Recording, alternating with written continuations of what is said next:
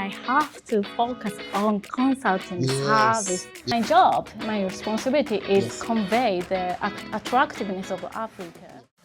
Hi.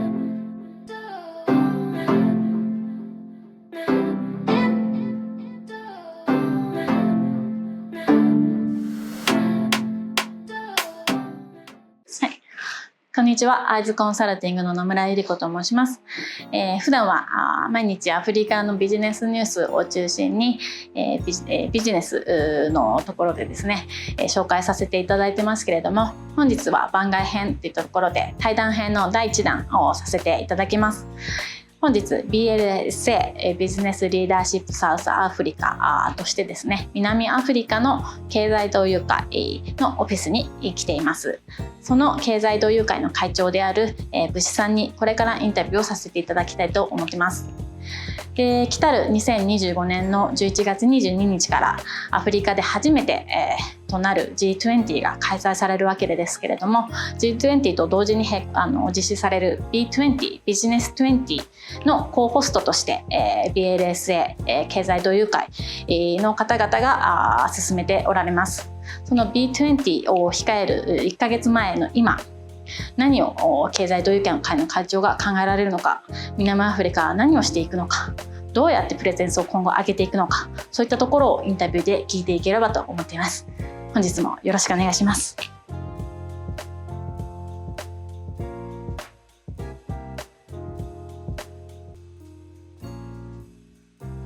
Hi, Busiさん。Hi, Yuriko. Long time ago. Thank you. Yes, very nice to meet you. Good Thank to you see so you much. again. Yeah, good to see you again. Absolutely.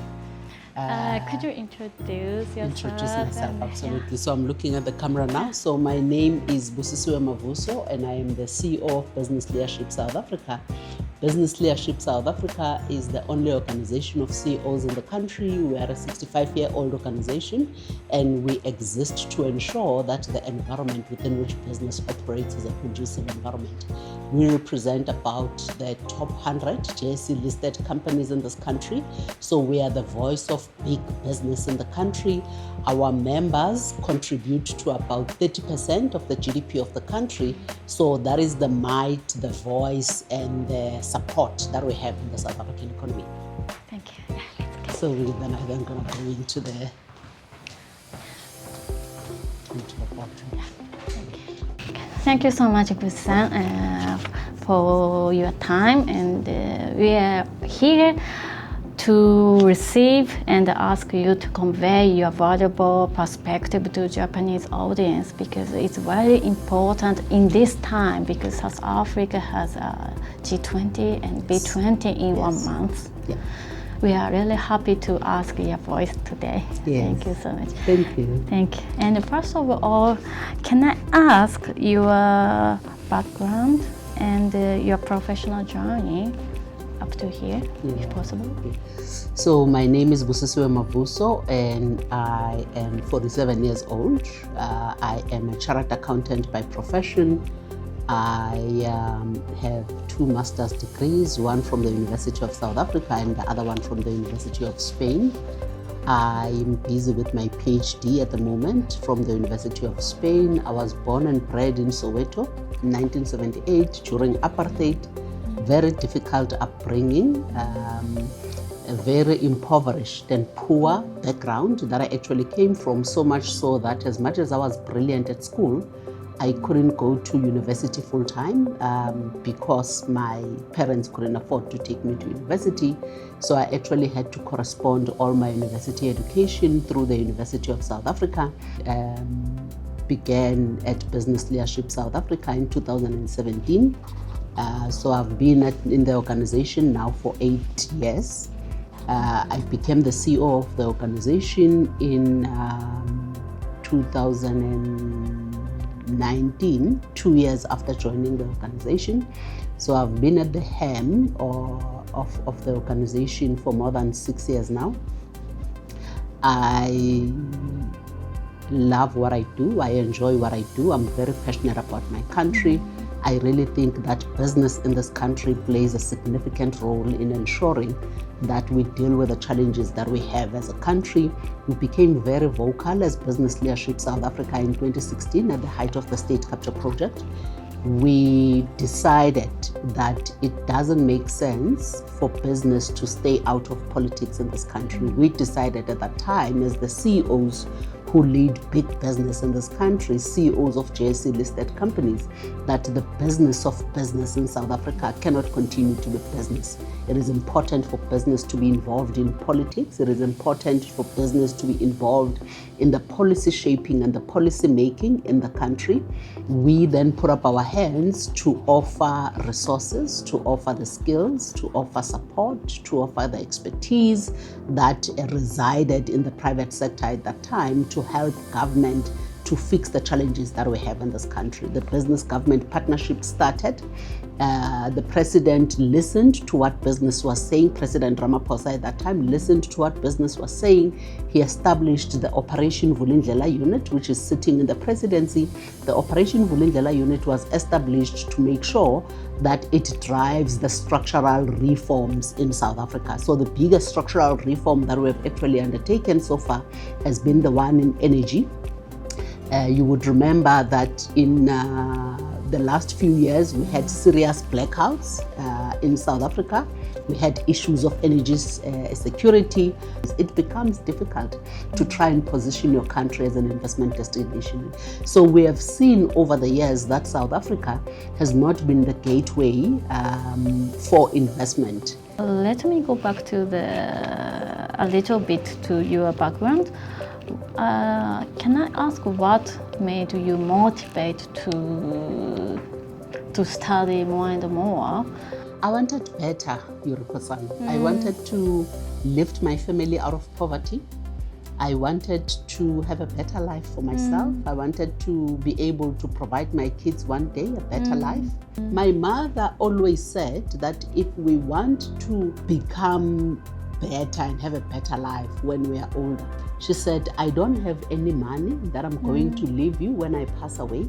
The only thing that you can do for yourself is to go to school and study, because education is the only thing that will, and no one can take education away from you.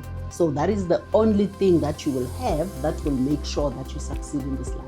So I listened to her then, and I think that has always been ingrained in my mind. And that is what I teach my children today, to say education is your only lever to help you to get out of poverty and to help you to be somebody, in this world and in this life. Thank you so much. I feel so emotional to hear your comments as mother. Yes, Thank you so much. Yeah. How do you evaluate the current South African economic growth when you said that now South Africa is in big transformation? Yes. But we understand there are some hardships, like some stressful relationship with other countries, like the US. Yeah. I know we know in the beginning of this year, South Africa estimated the GDP growth ratio is more than 2%, but now come to the maybe 1%. Like that. How do you evaluate, how do you see the economic growth in South Africa at the moment?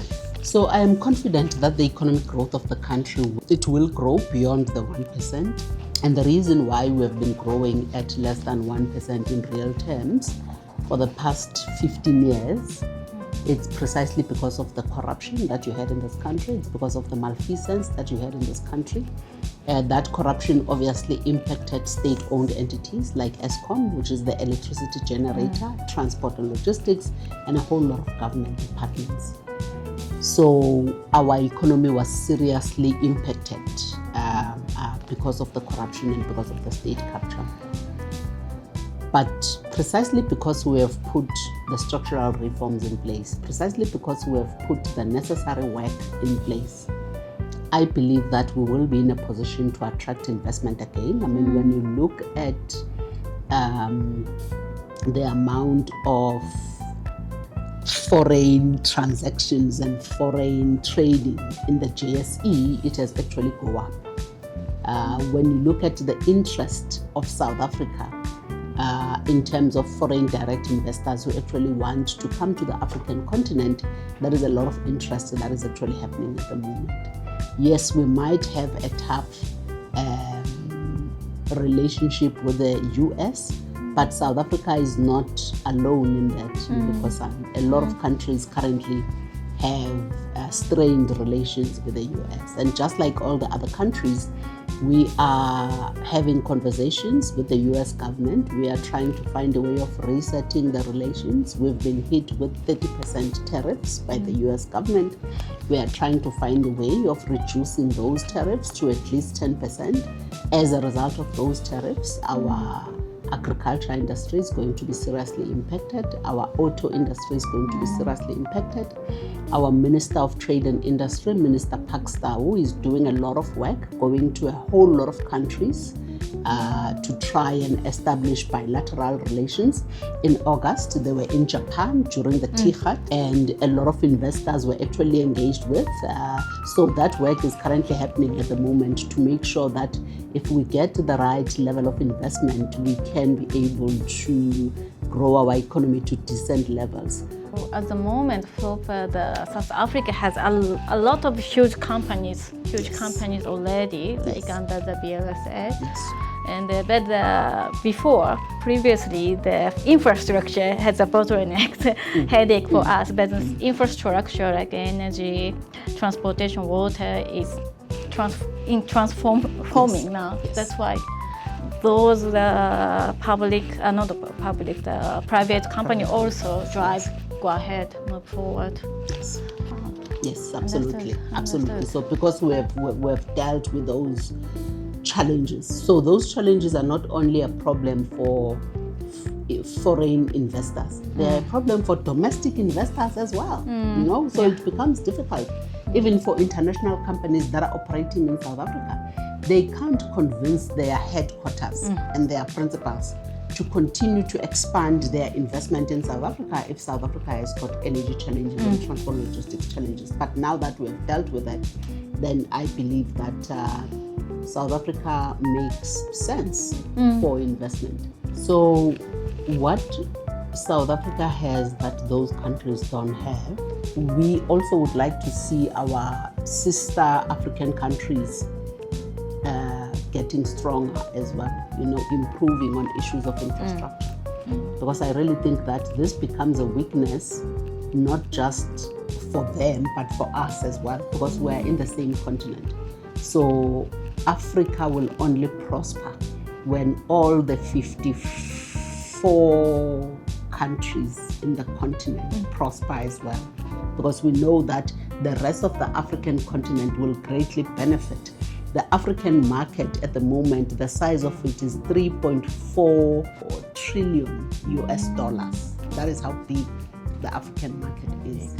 So we are therefore trying to increase trade among the different African countries, because a lot of trade is done with Europe, a lot of trade is done with Asia. The intra-African trade is only 17%. When you look at the intra-European trade, it's about 70%. So we are trying to get a lot of African countries to start trading with each other so that we can benefit from each other, so that there isn't so much dependence on the Americas, on the Asia, on the Europe. Yes, we do need, our brothers and sisters from Europe and Asia and the Americas to help in the African story, but we need to also make sure that we can actually do things for ourselves as well. The story of Africa has to change. Africa cannot continue to be known for poverty, for famine, for wars, for going out with a begging bowl to the world. Africa, the story of Africa can't just be about aid. We've got a lot to offer to the world, and I really think that South Africa is championing, that role, of showing that Africa can be known for something better than aid. I believe BLSA and the BUSA are responsible for B20 in 1 month. And what your key message for South Africa to convey through B20 and G20 to the world? What is your message? Yeah. So when we started with the G20 presidency, we said that we want to use the presidency as an opportunity to communicate to the world that South Africa is a market that has a lot to offer. South Africa is a jurisdiction that matters. South Africa is a country that is on the mend, and South Africa is ready for investment. And I really think that through the work that we have done from a structural reform perspective, we have successfully communicated that message. The prime ministers, the ministers, the business leaders that have actually touched our shores, that have actually been in South Africa during this G20 and B20 can actually see the opportunities that exist in South Africa. So that is what we'd like to achieve through the G20 and the B20 presidency. But we've also said, because South Africa is the only African country that is a member of the G20, we also want to show the opportunities that exist in the African continent. The African continent is the continent of the future. In 2050, 25% of the population is going to be based in Africa. We currently have about 1.4 billion people. We'll have about 2.7 billion people by 2050, by 2050. And 60% of our population is younger than 25 years of age. So, which means that we have a huge demographic dividend as a continent. We will be exporting labor to the rest of the world very soon. As a country, we have that advantage. As a continent, we have that advantage that while other continents the population is declining. The African population is actually rising. So we are therefore also trying to find ways, and these are the conversations that we're having, at least in the B20, to say how do we actually cultivate this youth dividend and this demographic dividend that we have? What are some of the skills that we actually need to give to our young people so that they can be able to be assets to the rest of the world, so that they can go out to the world, and offer the labor, and the skills that we actually have to offer. So, but the key focus is to actually showcase South Africa and Africa as an investment destination. If you would like some message to Japanese investor, we are happy to hear what do you expect Japanese investor? Yeah. So I think I've already spoken about the opportunities that South Africa and the broader African continent has to offer. We have had very cordial relations with Japan, as South Africa would like to see more Japanese investors and more Japanese businesses coming into South Africa, coming into the African continent to invest. There are a lot of opportunities that exist here. We hope that our relationship with Japan can actually be strengthened. We are happy that when Japanese investors normally come into the country, they believe in investing in our communities. They believe in investing in our people. They believe in investing, in the talent that South Africa has. One of the biggest plants that we have, for instance, is Isuzu in the Eastern Cape. It employs a lot of people in the Eastern Cape, and there is a lot of investment that continues to go on. Isuzu is a member of BLSA, so Japan is actually helping, the country to prosper. It is contributing to fixing the challenges of South Africa. So we are hoping that we can actually get more investors, more partners, more businesses from Japan coming to invest in South Africa. Thank you so much, Yuriko-san. It was very good to see you. Yeah, good to see you again. Thank you so much, and all the best for the B20. Yes. It's going to be a lot of work, but we're looking forward to it. Thank you so much. Thank you very much. Thank you, Yuriko-san.